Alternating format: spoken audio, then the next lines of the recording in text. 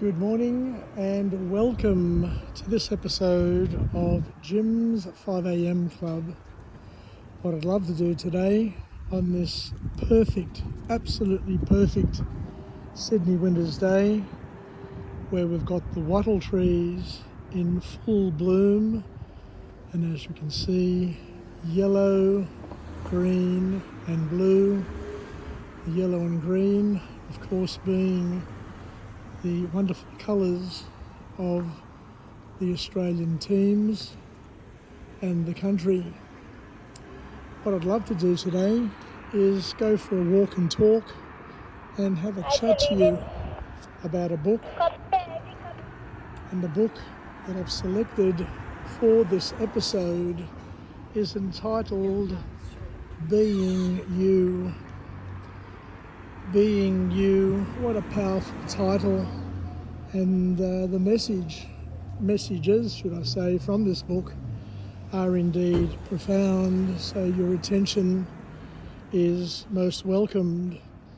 This book is a look at the new science of consciousness, a book that was published on the 31st of August 2021 by an author named Anil, Seth. This book explores the nature of consciousness and how it shapes our experience of reality.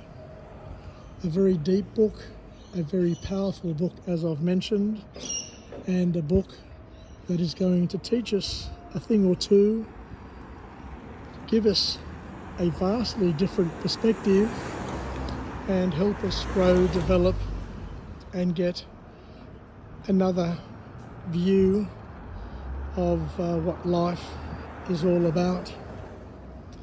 So the first key message to come from this author is where he posits that consciousness is indeed a construct. From the author's perspective, consciousness is not a single entity, but a complex construct created by our brain. It arises from the brain's interpretation of all of the sensory inputs that it has to its disposal, all of the experiences, as well as all the predictions that it makes based on its own calculations. The next key message from this book is that perception, our perception that is, shapes our reality. Your perception shapes your reality. And our perception of reality is not a direct reflection, not a perfect or an exact reflection of what is going on in the external world around us, but it is a construct of our brain. What we experience is a blend of sensory information and brain-generated predictions, which is interesting indeed. We look at the self, and the author talks about how the self is really a story. The sense of self is a narrative created by our brain. It's a story we tell ourselves based on our perceptions or our interpretations of past experiences, memories, and current perceptions, rather than a fixed entity. And all of this happens because of a thing called predictive processing. What I find most surprising is that our brain which is probably the most powerful thing in the whole world. Our brain, our intelligent brain, constantly generates predictions about what is likely or most probable to happen next, and updates these predictions based on the sensory input that it receives from time to time. This predictive processing shapes what we experience as our conscious experience. The author also talks about a thing called embodied consciousness. Our bodily sensations and physical state play a crucial role in shaping our conscious experience. The reason for this is that our mind and body are deeply interconnected. They are inextricably interconnected, and this interconnection influences our perception of self and the world around us. The book also delves into altered states of consciousness and tells us that there are indeed different states of consciousness, such as dreams, meditation, or psychedelic experiences. And these different states can also reveal to us how our brain constructs reality and changes our understanding of the world,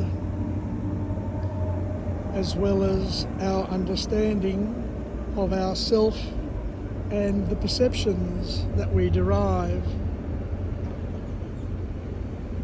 When it's all said and done, the role of emotions are also really important and very powerful, because emotions are integral to how we uniquely experience consciousness. According to this author, they influence, our emotions actually influence our perceptions, our decisions, and the way we interpret the world around us. Something to be cognizant of and to never be unaware of, I guess, is the important point. We are a function of our feelings, so our feelings can make us or break us. When we look at consciousness and the brain, we note that advances in neuroscience suggest that consciousness arises from specific brain processing, and understanding these processes helps us better understand the nature of our subjective experiences. We also talk at length in this book about a very interesting concept of free will, and the book here tells us that free will is only an illusion. Our sense of free will, according to this author, is intertwined with our conscious experience. But as we alluded to before, it may be an illusion created by the brain's predictive and decision-making processes that happen at our subconscious level at lightning speed without us even being aware of it. And the last point to come from this book is where the author talks to us about the science of self. studying consciousness and the nature of self is not just a philosophical or scientific pursuit, but has practical implications for understanding some vital and important things that impact most people in our lives. They impact mental health, personal identity, and the overall human experience. So thank you very much for joining me on this episode of Jim's 5am Club, where we've touched on some really interesting and important lessons. And these lessons from this book, entitled Being You, highlight the absolute complexity of consciousness and its profound impact on how we experience and interpret our reality. Yassas, take care, and bye for now.